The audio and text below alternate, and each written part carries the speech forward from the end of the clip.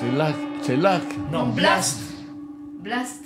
C'est un B là. Ah, Blast. c'est un B. Black. Blast. Blast. Blast. Blast. C'est bien, bien. C'est la vie de Jean-Jean.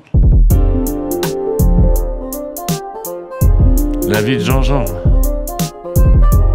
La vie de Jean-Jean.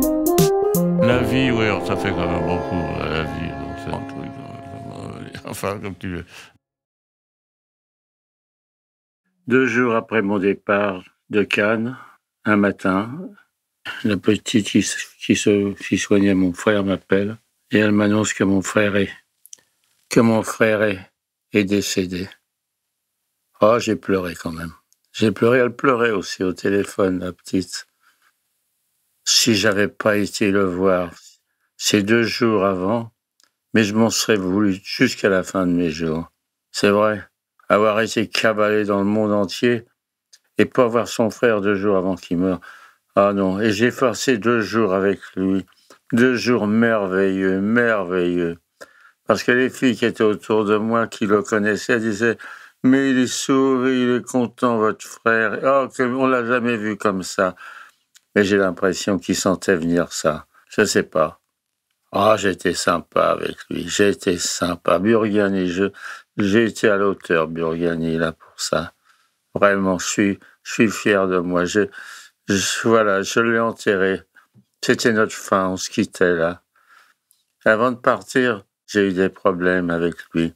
On était tous les deux. Il a voulu aller aux toilettes. J'avais peur qu'il tombe par terre. J'avais peur parce que il était très instable. Il disait, non, attends, Jean, je pense ça. Alors, il s'est accroché. Il s'est assis. Il a pas pu s'asseoir. Et puis, il a fait sur lui. J'étais embêté. Je ne savais pas comment me dépatouiller parce que j'avais toujours peur qu'il tombe. J'ai été chercher un ciseau. J'ai coupé. Je raconte ça parce que c'est ce que j'ai vécu. Je m'en fous pas. C'est pour personne, c'est intime, ce que je raconte. Et j'ai coupé la couche avec un ciseau pour pouvoir lui enlever. Puis alors là, bon, j'ai essayé de descendre son pantalon, j'y arrivais pas. Il était à 10 cm au-dessus des toilettes. Là, je l'ai lavé, je lui ai lavé les fesses, je lui ai lavé. Je l'ai lavé entièrement. J'ai remis une couche, tant que j'ai pu, je me suis débrouillé pour lui mettre une couche. J'ai accroché les couches, j'ai réussi à lui remonter le pantalon et j'ai réussi à le ramener quand même jusqu'au fauteuil. Et puis il était 2h de l'après-midi, 2h30, je partais à 4h. Et puis on a parlé encore un petit peu, je lui ai parlé, je l'ai embrassé, tout ça, et puis je lui ai dit, bon, Pierrine, je m'en vais. Et il a dû sentir quelque chose, il m'a pris ma main et il m'a serré la main, il m'a serré la main. Et j'ai senti qu'il allait pleurer et j'ai évité, j'ai explosé aussi, moi.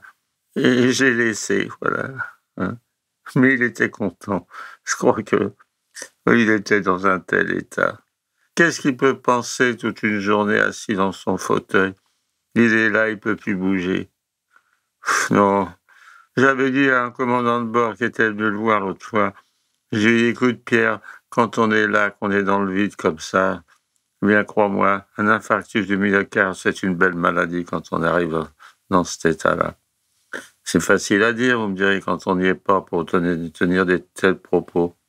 Mais quand même, voilà.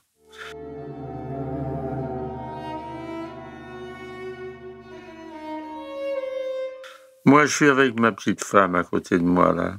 Bon, elle ne parle plus. Elle me regarde quand même. Et j'essaie de lui dire oui, non, oui, je peux pas. Elle me regarde avec ses yeux. Bon, mais elle souffre pas, je suis à côté d'elle. Moi, le jour où elle s'éteindra, mais je serai à côté d'elle, je la laisserai pas tomber. Voilà, c'est pas très gai, c'est normal, hein, vous savez. Tout le monde a ses chagrins. Hein. Moi, je perds mon frère, les gens qui perdent leur femme, il y en a qui perdent leurs enfants. C'est la vie, ça. Mais enfin, bon, moi, je vous ai raconté ma douleur à moi. Voilà, c'est ma douleur à moi. Alors, comme on dit, la vie continue. Bon. On va essayer quand même de rester un petit peu positif. Mais maintenant, je suis parti pour raconter tout. Je vais raconter beaucoup de choses, voilà. Bon, je m'excuse de vous avoir tous ennuyés, mais enfin, vous êtes tous passés par là, les uns et les autres. On est tous passés par ces moments de chagrin. T'as des gens qui ont plus ou moins de chagrin. Moi, malheureusement, je fais partie de ces gars qui pleurent encore. Voilà. Qui pleurent, qui ont du chagrin. C'est ma vie, c'est ça. Et quand quelque chose me choque, moi, je pleure, je suis choqué, c'est comme ça. Allez, je vous embrasse et je vous souhaite bonne nuit, lorsqu'il est minuit à Sorcy.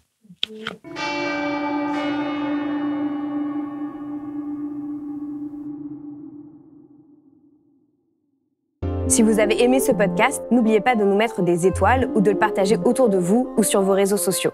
Blast est un média indépendant. Et si tous nos contenus sont en libre accès, c'est grâce au soutien financier de nos blasters et de nos abonnés.